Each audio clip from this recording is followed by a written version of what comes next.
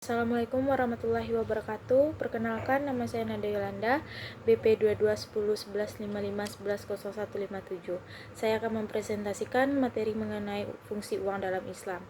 Yang pertama ada pengertian uang dalam Islam. Dalam Islam, uang dipandang sebagai alat tukar menukar, bukan suatu komoditi. Peranan uang ini dimaksudkan untuk melenyapkan ketidakadilan, ketidakjujuran, dan pengisapan dalam ekonomi tukar menukar atau barter. Karena dalam sistem barter ada unsur ketidakadilan yang digolongkan sebagai riba al-fadl yang dilarang dalam Islam.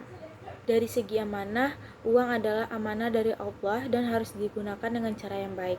Dari segi syarat sahnya uang harus diperoleh secara halal dan sah untuk bisa digunakan dalam Islam. Dari segi fungsi uang digunakan sebagai alat tukar, satuan hitung, dan juga sebagai nilai simpanan. Peran uang dalam kehidupan. Yang pertama, berkontribusi pada kemajuan ekonomi. Peran uang yang paling jelas adalah sebagai alat untuk memfasilitasi perdagangan dan kemajuan ekonomi suatu negara. Yang kedua, membantu kebaikan sosial. Uang bisa membantu keberlangsungan institusi keagamaan dan kegiatan sosial seperti pembiayaan pelatihan dan bantuan untuk kaum miskin. Yang ketiga, membiayai pendidikan. Uang membantu mengembangkan sistem pendidikan yang lebih baik dan memungkinkan orang untuk mengakses pendidikan yang berkualitas. Prinsip-prinsip penggunaan uang dalam Islam. Yang pertama, bersedekah dan berinfak. Saling memberi dan menerima adalah bagian penting dari penggunaan uang dalam Islam. Yang kedua, bertanggung jawab sosial. Uang harus digunakan untuk memperbaiki masalah sosial dan membantu orang yang membutuhkan. Yang ketiga, manajemen waktu. Waktu adalah uang.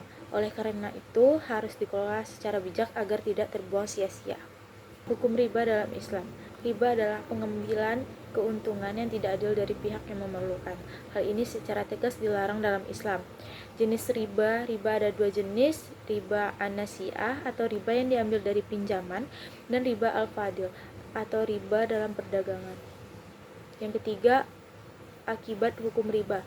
Barang yang dibeli dengan riba tidak diizinkan dalam Islam dan dosanya besar. Pengelolaan keuangan yang baik dalam Islam. Yang pertama, buat anggaran. Membuat anggaran yang baik adalah langkah pertama ke arah pengelolaan keuangan yang baik. Pastikan uang yang dikeluarkan tidak melampaui batas anggaran. Yang kedua, investasi yang bijak. Pilihlah jenis investasi yang sesuai dengan tujuan dan kondisi keuangan Anda. Pastikan investasi tersebut halal dan menguntungkan. Yang ketiga, avoid impulsive buying. Belilah barang hanya berdasarkan kebutuhan, bukan keinginan. Hindari pembelian impulsif. Yang keempat, bayar utang tepat waktu. Bayarlah hutang tepat waktu untuk menghindari beban bunga dan meningkatkan kredibilitas. Zakat dan infak dalam penggunaan uang dalam Islam.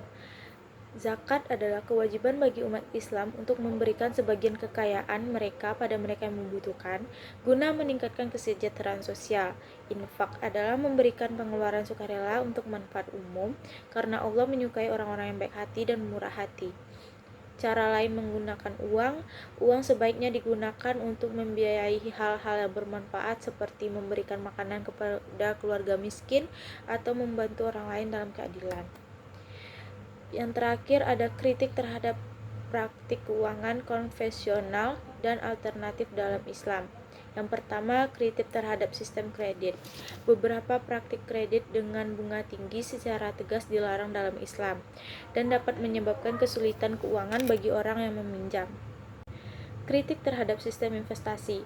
Beberapa instrumen investasi mungkin tidak halal atau berisiko tinggi, sehingga menimbulkan kekhawatiran bagi umat Islam. Yang ketiga, alternatif keuangan Islam. Beberapa alternatif keuangan syariah, seperti lembaga pengembangan masyarakat dan perbankan syariah, memiliki potensi untuk mempromosikan keadilan dan membantu pencapaian tujuan sosial. Sekian presentasi saya. Wassalamualaikum warahmatullahi wabarakatuh.